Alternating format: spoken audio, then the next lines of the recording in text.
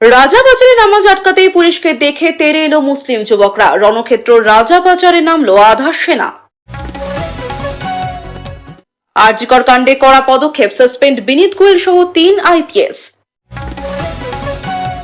মনে হচ্ছিল ইস্তফা দিয়ে আগের ভোট পরবর্তী হিংসা প্রসঙ্গে তাপসের বক্তব্যকে সমর্থন নৌশাদের। প্রথমে বহিষ্কার, 48 ঘন্টার মধ্যে বিজেপি কর্মীকে গ্রেফতার করল পুলিশ। ঘর ছাড়া টিএমসি কর্মীদের ফেরাবে বিজেপি, কিন্তু বিরোধী দলনেতাকে শর্ত বেঁধে দিলেন মুখ্যমন্ত্রী শুভেন্দু অধিকারী। বছর খানেক আগে শুভেন্দুর কনভয় হামলার নাম জড়িয়েছিল, গ্রেফতার হলেন সেই তৃণমূল নেতা। 2 পুলিশ কর্তা টাকা দিতে চেয়েছিলেন, নজরে মমতাও। খুলছে অভয়ের ফাইল, কি ব্যবস্থা নিলেন মুখ্যমন্ত্রী? নওশাদের একের পর এক কথা শুনে মুখে হাসি শুভেন্দুর, টেবিল চাপড়ালেন মুখ্যমন্ত্রী। জ্বালানির চাহিদা পূরণ থেকে প্রতিরক্ষা, মোদির ছোট আমির শাহী সফরে 5 বড় লাভ ভারতের। মাদকযুক্ত তামিলনাড়ুর স্বপ্ন, 21 বছরের নিচে মদ বিক্রি নিষিদ্ধ করলেন বিজয়। উত্তরপ্রদেশের ধাঁচে বাংলাতেও জনতার দরবার, সরাসরি আম জনতার সমস্যা শুনবেন মুখ্যমন্ত্রী শুভেন্দু। মিলবে করে 3000, অন্নপূর্ণা ভান্ডার প্রকল্প নিয়ে ফের বড় ঘোষণা রাজ্যের মন্ত্রীর। প্রাণ এসে গিয়েছে মাথা, মমতা বন্দ্যোপাধ্যায়ও ধরা পড়ে যাবেন। এবার বিস্ফোরক তিলোত্তমার মা। জেলে বন্দীদের কাছে ফোন, সাসপেন্ড 2 কর্তা, তিলোত্তমা কাণ্ডে বড় সিদ্ধান্ত শুভেন্দুর। হরমুজের কাছে হামলা, ডুবে গেল ভারতীয় জাহাজ, সংকট আরো বাড়ল। আশঙ্কা সত্যি করে এক ধাক্কায় দাম বাড়ল পেট্রোল ডিজেলের। এতক্ষণ শুনছিলেন সংবাদ শিরোনাম, এবার আসছে বিস্তারিত খবরে। ভিডিওটি ভালো লাগলে লাইক করুন এবং আমাদের ইউটিউব চ্যানেলটি সাবস্ক্রাইব করুন। রাস্তায় নামাজ আটকাতেই পুলিশকে দেখে তেড়ে এলো মুসলিম যুবকরা। রণক্ষেত্র রাজাবাজারে নামলো আধা সেনা। রাস্তায় নামাজ পাঠ নিয়ে রণক্ষেত্র রাজাবাজার। শুক্রবার নামাজ পাঠ নিয়ে পুলিশের দিকে তেড়ে আসেন মুসলিম যুবকরা। পুলিশ কর্মীদের চ্যালেঞ্জ নিয়ে মুসলিম যুবকরা বলতে থাকেন, রাস্তাতেই তারা নামাজ পাঠ করবেন, পুলিশ যতই বাধা দিতে তারা সেসব কথা শুনবে না। পুলিশ কর্মীরা জানান, কয়েকজন যুবক রীতিমতো তেড়ে এসে বলতে থাকে, আমরা কিছু জানি না, মানব না, রাস্তাতেই তারা নামাজ পড়বে। ধীরে ধীরে সেখানে বহু মুসলিম জমায়েত হতে থাকেন। পরিস্থিতি ক্রমশ উত্তপ্ত হতে শুরু করে। আধা সেনা মোতায়েন করে পরিস্থিতি নিয়ন্ত্রণ। এরপর ঘটনাস্থলে আধা সেনা মোতায়েন করা হয় এবং পরিস্থিতির উপর নজর রাখা হচ্ছে। এখনো পর্যন্ত কোনো অপ্রীতিকর ঘটনার খবর মেলেনি, তবে এই ইস্যুকে কেন্দ্র করে আরো বড় অশান্তির আশঙ্কা করা হচ্ছে। মুখ্যমন্ত্রী শুভেন্দু অধিকারী জানিয়েছিলেন, রাস্তা আটকে নামাজ পড়া কোনোভাবেই মেনে নেওয়া হবে না। পাশাপাশি ধর্মীয় স্থানে লাউড স্পিকারের শব্দ নিয়েও কড়া অবস্থানের কথা বলেন তিনি। রাজ্যে নতুন সরকারের শপথ গ্রহণের পর আজই ছিল প্রথম শুক্রবার। রাস্তা আটকে নামাজের না, রাস্তা আটকে নামাজ পাঠ করা নিয়ে নিষেধ করেছিলেন মুখ্যমন্ত্রী শুভেন্দু অধিকারী। মসজিদের ভিতরেই নামাজ পাঠ করার আবেদন জানান তিনি। সেই মতো পুলিশ এদিন শুক্রবার রাজাবাজারে রাস্তা আটকে নামাজ পড়তে বারণ করেন স্থানীয়দের, কিন্তু রাজাবাজারে এদিন মুসলিমদের একটা অংশ পুলিশের উপর চড়াও হয়। পরিস্থিতি ক্রমশ উত্তপ্ত হতে শুরু করে। এরপরে মুসলিম অধ্যুষিত রাজাবাজারে মোতায়েন করা হয় আধা সেনা। পরিস্থিতি এখনো থমথমে। বিক্ষোভে অংশ নেওয়া কয়েকজন যুবককে সেখান থেকে সরিয়ে দেয়। ঠিক কি ঘটে? প্রসঙ্গত শুক্রবার জুম্মাবারের দিন হওয়ায় মুসলিম সম্প্রদায়ের মানুষ বিশেষ নামাজে অংশ নেন। সেই অনুযায়ী রাজাবাজার এলাকার বহু মানুষও নামাজ পাঠের প্রস্তুতি নিচ্ছিলেন। তবে রাস্তার উপর নামাজ আয়োজন ঘিরে আপত্তি তোলে পুলিশ। এরপরে পুলিশের উপর চড়াও হওয়ার ছক কষা হয় বলে অভিযোগ। আরজিকর কাণ্ডে কড়া পদক্ষেপ, সাসপেন্ড বিনীত গোয়েল সহ 3 আইপিএস। আরজিকর মেডিকেল কলেজের তিলোত্তমা খুন ধর্ষণ মামলায় ফের বড় পদক্ষেপ নিল রাজ্য সরকার। বদলের বাংলায় পুরনো বিতর্কিত ফাইল খুলে এবার কড়া প্রশাসনিক সিদ্ধান্তের পথে হাঁটলেন মুখ্যমন্ত্রী শুভেন্দু অধিকারী। কলকাতা পুলিশের প্রাক্তন কমিশনার বিনীত গোয়েল সহ আইপিএস ইন্দিরা মুখোপাধ্যায়, অভিষেক গুপ্তাকে সাসপেন্ড করার ঘোষণা করল সরকার। এই সিদ্ধান্ত ঘিরে তীব্র চাঞ্চল্য তৈরি হয়েছে প্রশাসনিক ও রাজনৈতিক মহলে। শুক্রবার মুখ্যমন্ত্রী শুভেন্দু অধিকারী জানান, মুখ্য সচিব ও স্বরাষ্ট্র সচিবের রিপোর্ট খতিয়ে দেখার পরই এই পদক্ষেপ নেওয়া হয়েছে। সাসপেন্ড করা হয়েছে বিনীত গোয়েল, ইন্দিরা মুখোপাধ্যায় এবং অভিষেক গুপ্তকে। মুখ্যমন্ত্রীর অভিযোগ, তিলোত্তমার পরিবারের কাছে পুলিশ আধিকারিকরা টাকা নিয়ে গিয়েছিলেন। সেই ঘটনাকে অত্যন্ত গুরুতর বলে মনে করছে সরকার। শুভেন্দুর কথায়, নির্যাতিতার পরিবারকে এইভাবে টাকা দিতে যাওয়ার অভিযোগ অত্যন্ত সংবেদনশীল। সেই কারণেই এই 3 জনের বিরুদ্ধে সাসপেনশনের সিদ্ধান্ত নেওয়া হয়েছে। তিনি আরও জানান, বিভাগীয় তদন্তে অভিযুক্ত অফিসারদের বক্তব্য শোনা হবে। একই সঙ্গে নির্যাতিতার পরিবার চাইলে তাদের বাড়িতে গিয়ে সরকারি আধিকারিকরা বয়ান রেকর্ড করবেন বলেও জানিয়েছেন মুখ্যমন্ত্রী। এখানে থামেননি শুভেন্দু অধিকারী। তিনি স্পষ্ট ইঙ্গিত দিয়েছেন তদন্ত আরো গভীর যাবে। মুখ্যমন্ত্রীর বক্তব্য, phone call record, WhatsApp chat সব খতিয়ে দেখ। তখনকার কোন অফিসারের সঙ্গে কার যোগাযোগ ছিল, কার নির্দেশে কি হয়েছিল, সব সামনে আনা হবে। একই সঙ্গে তিনি ইঙ্গিতপূর্ণভাবে বলেন সেই সময় কোনো মুখ্যমন্ত্রীর তরফে কোনো নির্দেশ ছিল না, তাও খতিয়ে দেখা হবে। শুভেন্দুর এই মন্তব্য ঘিরে নতুন করে রাজনৈতিক বিতর্ক শুরু হয়েছে। আরজিকর কাণ্ড নিয়ে ইতিমধ্যে রাজ্যের রাজনীতি তপ্ত। সেই আবহে প্রাক্তন পুলিশ কমিশনার সহ 3 শীর্ষ আইপিএস অফিসারের বিরুদ্ধে এই পদক্ষেপকে অত্যন্ত তাৎপর্যপূর্ণ বলেই মনে করছে রাজনৈতিক মহল। আগামী দিনে তদন্ত কোন দিকে মোড় নেয়, এখন সেদিকেই নজর রাখার। মনে হচ্ছিল ইস্তফা দিয়ে আগের ভোট পরবর্তী হিংসা প্রসঙ্গে তাপসের বক্তব্যকে সমর্থন নৌসাদের। ভোট পরবর্তী হিংসার অভিযোগকে কেন্দ্র করে উত্তাপ বাড়ল বিধানসভার অধিবেশনে। বিধানসভার বিরোধী দলনেতা শোভনদেব চট্টোপাধ্যায়ের অভিযোগের ভিত্তিতে পাল্টা জবাব দিলেন বর্ষিয়ান রাজনৈতিক ও বিজেপি বিধায়ক তাপস রায়। তাপস রায়ের বক্তব্য সমর্থন জানালেন আইএসএফ বিধায়ক নৌসাদ সিদ্দিকী। এদিন সর্বসম্মতিক্রমে বিধানসভার অধ্যক্ষ হন রথীন্দ্র বসু। তিনি আসন গ্রহণ করার পর মুখ্যমন্ত্রী বক্তব্য রাখেন। এরপর প্রধান বিরোধী দল তৃণমূল কংগ্রেসের তরফে বিরোধী দলনেতা শোভনদেব চট্টোপাধ্যায় বক্তব্য রাখতে উঠে বলা হয়েছিল ভয়ে চলে যাবে, ভরসা আসবে। আজ ভরসা নেই, কিন্তু ভয়ে 4 গুণ বেড়ে গেছে। বহু মানুষ ঘরছাড়া হয়ে আছে। মুখ্যমন্ত্রীর কাছে অনুরোধ করব, যখন কথা দিয়েছিলেন ভয় নয় ভরসা, আজ আপনারা সেই ব্যবস্থা করুন যাতে ভরসা ফিরে আসে, মানুষ তার বাড়িতে ফিরে আসতে পারেন। এসআইআর থেকে শুরু করে কাউন্টিং পর্যন্ত যেভাবে গণতান্ত্রিক ব্যবস্থাকে ভেঙে ফেলে আমাদের যেন মনে হচ্ছে কোথাও এক স্বৈরাচারের পদধ্বনি শুনতে পাচ্ছি। আমি চাই না এদেশে গণতন্ত্র ধ্বংস হবে। স্বৈরাচারের পদধ্বনি পশ্চিমবঙ্গে শুনতে পাচ্ছি। তার এই বক্তব্যের জবাবে সুর চড়ান বিজেপি বিধায়ক তাপস রায়। তিনি জবাব দিতে গিয়ে বলেন, আজ এদের মুখে ভোট পরবর্তী হিংসার কথা এদের মুখে আসে, নির্লজ্জ বিহায়া না হলে ভোট পরবর্তী সন্ত্রাসের কথা বলেন। একটা নির্বাচন হয়েছে পশ্চিমবঙ্গে রক্তপাতহীন, লাশহীন, ভি সাইন দেখিয়ে রক্তের ওপর দিয়ে, লাশের ওপর দিয়ে আজ 150-র ওপর গুনতে হতো আপনাকে লাশ বিজেপির। যদি এই সরকার আবার ফিরে আসতো, ঘরবাড়ি জ্বালিয়ে দেওয়া, দোকানপাট জ্বালিয়ে দেওয়া আর লক্ষ লক্ষ বিজেপি কর্মী সমর্থকরা বাড়িঘর পাড়া ছাড়া থাকতো।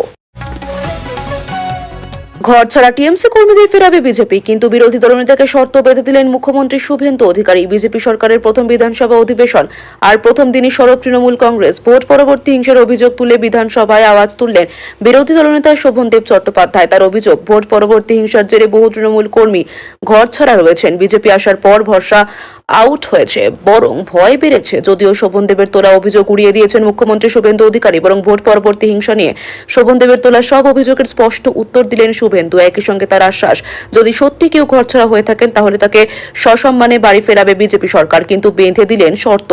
আজ বিধানসভায় স্পিকার নির্বাচন ছিল। বিনা প্রতিদ্বন্দ্বিতায় স্পিকার হয়েছেন রথীন্দ্র বসু। স্পিকার নির্বাচনের পরই অধিবেশন বসে বিধানসভায়। প্রথমে মুখ্যমন্ত্রী শুভেন্দু অধিকারী বক্তৃতা রাখেন। ধন্যবাদ জানান প্রধান বিরোধী দল তৃণমূলকে। একই সঙ্গে পুরনো তিক্ততা, ভুল ত্রুটি ভুলে বহুদলীয় গণতন্ত্র মেনে বিধানসভা চালিয়ে নিয়ে যাওয়ার বার্তা দিয়েছেন। শুভেন্দুর পরই বিধানসভায় বক্তৃতা রাখেন শোভনদেব চট্টোপাধ্যায়। তার বক্তৃতার শুরু থেকেই কটাক্ষের সুর। শোভনদেবের অভিযোগ, শোভনদেব চট্টোপাধ্যায় বলেন, নির্বাচনকে বলি গণতন্ত্রের উৎসব, কিন্তু সেই গণতান্ত্রিক ব্যবস্থায় ভেঙে পড়ছে বারবার। বিজেপি বলেছিল ভয় নয় ভরসা আসবে, কিন্তু ভরসা নেই, বরং উল্টে ভয়ে 4 গুণ বেড়ে গিয়েছে। মুখ্যমন্ত্রীর কাছে অনুরোধ করব এবং ব্যবস্থা গ্রহণ করুন যাতে মানুষ বাড়ি ফিরতে পারেন। শোভনদেব চট্টোপাধ্যায় আরো বলেন, তিনি যেন স্বৈরাচারী পদধ্বনি শুনতে পাচ্ছেন। আমি চাই না গণতন্ত্র ধ্বংস হবে, আর গণতন্ত্র যদি ধ্বংস হয় আর স্বৈরাচারী প্রতিষ্ঠিত হয় তাহলে মানুষ এর উত্তর দেবে। বিরোধী দলনেতার বক্তৃতার মাঝে উত্তাল হয় বিধানসভা। চিৎকার করছিলেন বিজেপি বিধায়করা, কিন্তু শুভেন্দু অধিকারী নিজে দলীয় বিধায়কদের থামান। বলেন, সংবিধানে বাক স্বাধীনতা রয়েছে, বলতে দিন, সরকার সময় মতো উত্তর দেবে। শোভনদেবের বক্তৃতার মাঝে একবারও কোনো কথা বলেননি মুখ্যমন্ত্রী শুভেন্দু। বিরোধী দলনেতার বক্তব্য শেষ হওয়ার পর তার তোলা অভিযোগের উত্তরও দেন তিনি। মুখ্যমন্ত্রী শুভেন্দু অধিকারীর উত্তর, শোভনদেবের অভিযোগ উড়িয়ে শুভেন্দু বলেন, ঘর ছাড়া কেউ আছে বলে আমার জানা নেই। আপনি জানলে প্রশাসনকে জানাবেন। যদি কেউ ঘর ছাড়া থাকে আপনি মাননীয় ডিজিপির তালিকা দেবেন। শর্ত একটাই, ওই ব্যক্তির বিরুদ্ধে 2021 সালে নির্বাচন পরবর্তী সন্ত্রাসের কোনো অভিযোগ যেন না থাকে। আপনি তালিকা দেবেন। ওই তালিকা যদি সম্মানীয় ব্যক্তিত্ব থাকেন তাহলে তাকে সসম্মানে এলাকার বিজেপি বিধায়ক ও এসপি গিয়ে বাড়িতে ঢুকিয়ে দিয়ে আসবে। আর অভিযোগে যদি নাম থাকে তাহলে তাকে জেলে যেতে হবে। 18 জুন বিধানসভা অধিবেশন রয়েছে। ওই দিন বাজেট অধিবেশন হবে। সকালে 11:30টায় রাজ্যপাল RN নবী ভাষণ দেবেন বিধানসভায়। 1 জুন থেকে শুরু সিএম শুভেন্দুর জনতার দরবার। সঙ্গে 100 দিনের কাজ ও নয়া উদ্যোগী নজিরবিহীন পরিবর্তন আসতে চলেছে রাজ্যে। সংস্কারপন্থী শুভেন্দু অধিকারী সরকারের আরো 2টি বড় পদক্ষেপ। 1 জুন থেকে শুরু হচ্ছে জনতার দরবার। 1 জুন থেকেই শুরু হচ্ছে রাজ্যে 100 দিনের কাজ। পশ্চিমবঙ্গে ক্ষমতায় আসার পর থেকেই বিভিন্ন ক্ষেত্রে প্রশাসনিক সংস্কারের উদ্যোগ নিয়েছে শুভেন্দু অধিকারী নেতৃত্বাধীন বাংলার প্রথম বিজেপি সরকার। সেই তালিকায় নবতম সংযোজন 100 দিনের কাজ ও জনতার দরবার। 1 জুন থেকে 100 দিনের কাজ। দীর্ঘদিন ধরে বন্ধ থাকার পর অবশেষে আবার আশার আলো দেখছে 100 দিনের কাজ। কোর্টের নির্দেশ অনুযায়ী শুধুমাত্র 2 জেলায় এখন কাজ শুরু হবে না, মুর্শিদাবাদ ও দক্ষিণ 24 পরগনাতে এখনই এই কাজ শুরু হচ্ছে না। বাকি যাদের কেওয়াইসি লিংক হয়ে গিয়েছে তারা যাতে দ্রুত কাজ পান তার জন্য উদ্যোগী হচ্ছে সরকার। 65% ক্ষেত্রে এই লিংক হয়ে গিয়েছে। 100 দিনের কাজ পুনরায় শুরুর উদ্দেশ্যে পঞ্চায়েত ও গ্রামোন্নয়ন দপ্তর ইতিমধ্যে জেলা স্তরে বৈঠক সেরে ফেলেছে বলে খবর। প্রসঙ্গত 100 দিনের কাজ, যার আগে নাম ছিল Mahatma Gandhi national rural employment guarantee act, পরবর্তীতে কেন্দ্রীয় সরকার তার নাম বদলে করে রেখেছে বিকশিত ভারত গ্যারান্টি ফর রোজগার অ্যান্ড আজীবিকা মিশন, সংক্ষেপে VBGRAMG। এখন এই 100 দিনের কাজে বেশ কিছু নতুন নিয়ম যুক্ত করা হয়েছে, যেমন যারা এই 100 দিনের কাজ প্রকল্পে কাজ করছেন সেই সব শ্রমিকরাই যাতে পারিশ্রমিকের টাকা পান তা নিশ্চিত করতে আধার লিংক পেমেন্ট সিস্টেম এর ব্যবস্থা করা হচ্ছে, অর্থাৎ পেমেন্ট পদ্ধতিতে আরো স্বচ্ছতা আনা হচ্ছে। লক্ষ্য যাতে প্রকৃত শ্রমিকরাই টাকা পান। এর পাশাপাশি জিও ট্যাগিং ব্যবস্থার উপরেও জোর দেওয়া হচ্ছে। কি সেটা, কাজের জায়গা ছবি ও কর্মরত শ্রমিকদের ছবি সরাসরি ডিজিটাল পোর্টালে আপলোড করা হবে, যাতে কে কোন প্রকল্পে কাজ করছেন তা সরাসরি পোর্টালে নথিবদ্ধ থাকে। 100 দিনের প্রকল্পে কাজের টাকা নিয়ে দুর্নীতি রুখতে যা বড় ভূমিকা নেবে বলে মনে করা হচ্ছে। 1 জুন থেকে জনতার দরবার। 100 দিনের কাজের পাশাপাশি শুভেন্দু সরকারের আরও একটি বড় নজিরবিহীন ঘোষণা হলো জনতার দরবার। তৃণমূল সরকার রাজ্যে শুরু করেছিল দুয়ারে সরকার, এবার বাংলায় শুভেন্দু অধিকারীর বিজেপি সরকার শুরু করতে চলেছে জনতার দরবার। 1 জুন থেকেই রাজ্যের প্রতিটি ব্লকে এই কর্মসূচি শুরু হবে। কি হবে জনতার দরবারে? জনতার দরবারে মুখ্যমন্ত্রী শুভেন্দু অধিকারী নিজে ও প্রশাসনের দীর্ঘস্থানীয় শীর্ষস্থানীয় কর্তারা উপস্থিত থেকে সাধারণ মানুষের অভাব, অভিযোগ, দাবি দাওয়া সরাসরি তাদের মুখ থেকে শুনবেন। সেই সব অভিযোগ, সমস্যা দ্রুত সমাধানের ব্যবস্থা করবেন, যার মূল লক্ষ্য একটাই, প্রশাসনিক কাজে গতি আনা। প্রাথমিকভাবে স্থির হয়েছে যে সপ্তাহে নির্দিষ্ট 1 দিন বা 2 দিন এই জনতার দরবার হবে, যেখানে রাস্তাঘাট থেকে পানীয় জল, বার্ধক্য ভাতা থেকে স্বাস্থ্য পরিষেবা এবং স্থানীয় স্তরে কোনো দুর্নীতি হয়ে থাকলে সেই সব কিছু নিয়েই মানুষের অভাব অভিযোগ শুনবেন মুখ্যমন্ত্রী শুভেন্দু অধিকারী। উল্লেখ্য, বিজেপি শাসিত উত্তরপ্রদেশ ও মধ্যপ্রদেশেও রয়েছে মুখ্যমন্ত্রী জনতার দরবার, ওড়িশায় রয়েছে জনশুনানি, এবার বাংলায় মুখ্যমন্ত্রী শুভেন্দু অধিকারীর জনতার দরবার। মিলবে কর করে 3000 অন্নপূর্ণা ভান্ডার প্রকল্প নিয়ে ফের বড় ঘোষণা রাজ্যের মন্ত্রীর। ক্ষমতায় আসার পর থেকে ছক্কা একের পর এক প্রতিশ্রুতি পূরণে তৎপর বিজেপি। পূর্বে দেওয়া কথা মতোই 1 জুন থেকে কার্যকর হতে চলেছে অন্নপূর্ণা ভান্ডার প্রকল্প। নবান্নে প্রথম ক্যাবিনেট বৈঠক থেকে এই ঘোষণা করেছেন মুখ্যমন্ত্রী শুভেন্দু অধিকারী। পুর ও নারী শিশু কল্যাণ মন্ত্রী অগ্নিমিত্রা পাল এবার জানালেন অনলাইনেই করা যাবে অন্নপূর্ণা ভান্ডারের আবেদন। অন্নপূর্ণা ভান্ডার নিয়ে বড় ঘোষণা। জানিয়ে রাখি, অন্নপূর্ণা ভান্ডার প্রকল্পের আওতায় 3000 টাকা করে পাবেন রাজ্যের মহিলারা। সম্প্রতি অগ্নিমিত্রা পাল জানিয়েছেন অনলাইনে পোর্টালে গিয়ে অন্নপূর্ণা ভান্ডারের জন্য আবেদন করতে হবে। পোর্টালে আবেদন করা অত্যন্ত সহজ হবে বলেও জানান তিনি। সাধারণ মানুষকে আশ্বাস দিয়ে মন্ত্রী বলেন, আমি শুনছিলাম যে এতদিন তো দুয়ারে সরকারের মাধ্যমে হয়েছে, কিন্তু আমি আমার ডিপার্টমেন্টের কথার সঙ্গে কথা বলে আমি অলরেডি বলে দিয়েছি অন্নপূর্ণার ভান্ডারে অনলাইন কমপ্লিটলি এখনই ব্যবস্থা করতে। এখন থেকে অনলাইনে যাতে সমস্ত মানুষ যে 1 পাস 2 পাস বা যে হয়তো শিক্ষাটা পাননি, শিক্ষিত নন, এতটাই সহজ করা হবে আবেদন করার এই পোর্টালটা, যে কেউ পোর্টালে গিয়ে আবেদন করতে পারবেন। অনলাইনে অন্নপূর্ণা ভান্ডার আমার প্রত্যেকটি বাংলার মা বোনরা যাতে আবেদন করতে পারেন, আমরা সেই ব্যবস্থা করছি এখনই, বলেন অগ্নিমিত্রা। এর আগে অন্নপূর্ণা ভান্ডার নিয়ে অগ্নিমিত্রা বলেছিলেন সবাই পাবেন, যারা যারা লক্ষ্মীর ভান্ডার পাচ্ছিলেন সবাই অন্নপূর্ণার ভান্ডার পাবেন। সবই ডাইরেক্ট বেনিফিট ট্রান্সফারে হবে, 1 জুন থেকে ব্যাংক অ্যাকাউন্টে ঢুকে যাবে। একই সাথে তিনি স্পষ্ট করেন, টাকা দেওয়ার আগে আমরা একটা অ্যানালিসিস করতে চাই, যাদের যাদের নাম বাদ গেছে তারা যদি টাকা পান তাহলে তো তাদের পাওয়ার কথা নয়, যিনি মারা গেছেন তার পাওয়ার কথা নয়, যিনি আমাদের দেশের নাগরিক নন তার পাওয়ার কথা নয়। সুতরাং সেই অ্যানালিসিসটা হবে, যাদের যাদের নাম কাটা গেছে তাদের মধ্যে কতজন লক্ষ্মীর ভান্ডার পাচ্ছেন তাদের নাম বাদ যাবে। কোনো মৃত ব্যক্তি প্রকল্পের সুবিধা পাবেন না, পাশাপাশি কোনো অভারতীয় কেউ সামাজিক প্রকল্পের সুবিধা দেওয়া হবে না বলে স্পষ্ট করেছেন মুখ্যমন্ত্রী শুভেন্দু অধিকারী। ও বিজেপি তরফে প্রতিশ্রুতি দেওয়া হয়েছিল, ক্ষমতায় এলে রাজ্যের মহিলারা লক্ষ্মীর ভান্ডারে 1500 টাকার বদলে অন্নপূর্ণা ভান্ডার প্রকল্পের আওতায় পাবেন 3000 টাকা করে। এবার বিজেপি সরকার করতেই প্রতিশ্রুতি পূরণের পথে এগোচ্ছে। রাজ্য সরকার তরফে সিদ্ধান্ত 1 জুন থেকে অন্নপূর্ণা ভান্ডার প্রকল্প চালু করা হবে। আশঙ্কা সত্যি করে এক ধাক্কায় দাম বাড়ল পেট্রোল ও ডিজেলের দাম লিটার প্রতি প্রায় 3 টাকা করে দাম বাড়ানো হলো। শুক্রবার সকাল থেকে কার্যকর হচ্ছে নতুন দাম। কোথায় কত বাড়লো দাম? দিল্লিতে পেট্রোলের দাম 94.77 টাকা থেকে বেড়ে হলো 97.77 টাকা। ডিজেলের দাম 87.67 টাকা থেকে 90.67 টাকা হলো। কলকাতায় পেট্রোলের দাম বেড়ে হলো 108 টাকা 66 পয়সা। মুম্বাইতে দাম হলো 106 টাকা 68 পয়সা। চেন্নাইতে দাম বেড়ে হলো 103 টাকা 67 পয়সা। কলকাতায় ডিজেলের দাম বেড়ে হলো 95 টাকা 8 পয়সা। মুম্বাইতে বেড়ে হলো 93 টাকা 14 পয়সা ও চেন্নাইতে দাম হলো 95 টাকা 25 পয়সা। নতুন করে তৃণমূল করব, বড় ঘোষণা মমতার। 7 দিনের মধ্যে রিপোর্ট তলব। যারা বেরিয়ে যাওয়ার তারা বেরিয়ে চলে যান, আমি কাউকে আটকাবো না। কালীঘাটে তৃণমূল নেতাদের সঙ্গে বৈঠকে স্পষ্ট বার্তা মমতা বন্দ্যোপাধ্যায়ের। বললেন, যারা পড়ে থাকবেন তারা নিরেট সোনা। আমি নতুন করে দল করব। শুধু বিনীত ইন্দিরা অভিষেক নয়, আরজিকর কাণ্ডে স্ক্যানারে মমতা বন্দ্যোপাধ্যায়ও।